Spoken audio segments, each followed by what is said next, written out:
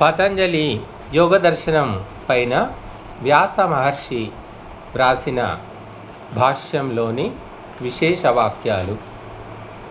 ప్రథమ పాదము సమాధి పాదం. యోగః సమాధిః క్షిప్తం మూఢం విక్షిప్తమేకాగ్రం నిరుద్ధమితి చిత్తభూమయః సర్వవృత్తి నిరోధేతు అసంప్రజ్ఞాతః సమాధిః. చిత్తం హి ప్రఖ్యా ప్రవృత్తి స్థితిశీలత్వాత్ త్రిగుణం ప్రఖ్యారూపం హి చిత్తసత్వం. చితిశక్తి అపరిణామిని అప్రతిసంక్రమా దర్శిత విషయా శుద్ధా చానంతా చ. వ్యుత్థానేయాశ్చిత్తవృత్తయః తదవశిష్టవృత్తిః పురుషः. ఏకమేవ దర్శనం ఖ్యాతిరేవ దర్శనం చిత్తం అయస్కాంతమణికల్పం.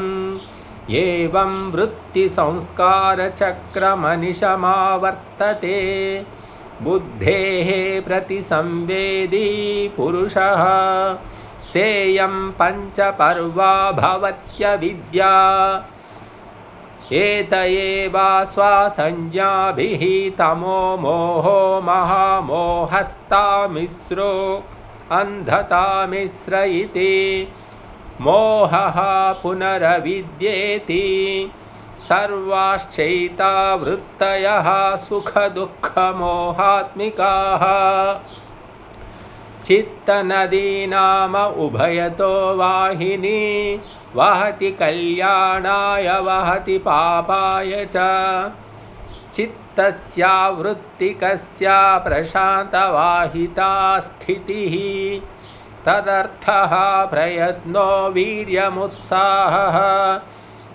తత్సంపిపాదయిషయా తత్సాధనానుష్ఠానం అభ్యాసః. తపసా బ్రహ్మచర్యేణ విద్యయా శ్రద్ధయా చ సంపాదితః సత్కారవాన్ దృఢభూమిర్భవతి. జ్ఞానస్యైవ పరాకాష్ఠా వైరాగ్యం శ్రద్ధా చేతసా సంప్రసాదః. సా హి జననీవ కళ్యాణి యోగినం పాతి. ప్రణిధానాద్ భక్తి విశేషాదావర్తిత ఈశ్వరః తమనుగృహ్ణాతి అభిధ్యానమాత్రేణ.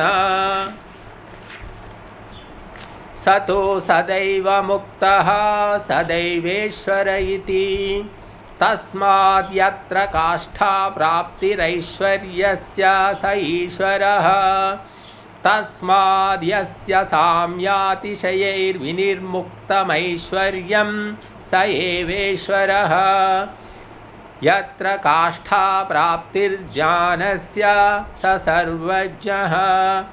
ప్రణవాభిధేయస్య చేశ్వరస్య భావనం ప్రణవస్య జపః. వ్యాధిర్ధాతురసకరణవైషమ్యం ధ్యానం అకర్మణ్యత పురుషస్య. సంశయా ఉభయకోటిస్పృగ్విజ్ఞానం స్యాదిదమేవం నైవం స్యాదితి. ప్రమాదః సమాధి సాధనా నామ భావనం. ఆలస్యం కాయస్య చిత్తస్య చ గురుత్వాదప్రవృత్తిః.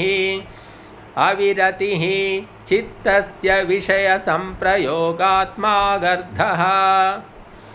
భ్రాంతిదర్శనం విపర్యయజ్ఞానం అలబ్ధభూమికత్వం సమాధిభూమేరలాభః. అనవస్థితత్వం లబ్ధాయాం భూమౌ చిత్తస్య అప్రతిష్ఠా. येनाभिहताः प्राणिनः तदुपघाताय प्रयतन्ते तद्दुःखं. दौर्मनस्यम् इच्छाविघाताश्चेतसः क्षोभः. यदंगान्ये जयति कंपयति तदंगमे जयत्वम् प्राणो यद्बाह्यं वायुमाचमति स श्वासः यत्कौष्ठ्यं वायुं निस्सारयति सा प्रश्वासः एकमनेकार्थमवस्थितं चित्तमिति न च प्रत्यक्षस्य माहात्म्यं प्रमाणान्तरेणाभिभूयते प्रमाणान्तरं च प्रत्यक्षबलेनैव व्यवहारं लभते न च लिङ्गात् परं सूक्ष्मम् अस्ति अन्वार्धाश्च सा सत्यमेव बिभर्ति पञ्चपर्वा भवत्यविद्या सा श्रद्धा हि जननीव कल्याणी योगिनं पाति